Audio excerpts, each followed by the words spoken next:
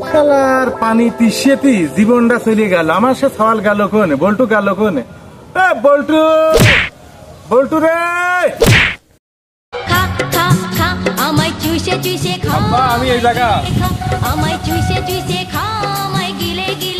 আরে মুনি, আমার তো খুব পানি তিসে লাগেছে, এক গ্লাস পানি এনে দে তো, এই গরমের ভিতর তো আর ভালো লাগতেছ না।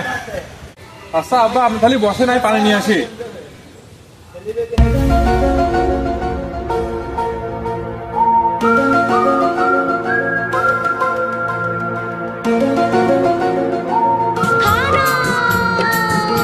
আরে এই গিলাসের ভিতরে আঙুল ডুবোয়া পানি দিতে হয়, এটা কিটা শিখেছি? হ্যাঁ, ওই আমার এই ডাক্তার গেলাম, তা হাতে আঘাত লাগেছে, ডাক্তার বলছে ঠান্ডা পানি ধরে আঙুল চুবাই রাখতে, সেজন্য আঙুল চুবাই রাখিছিলাম।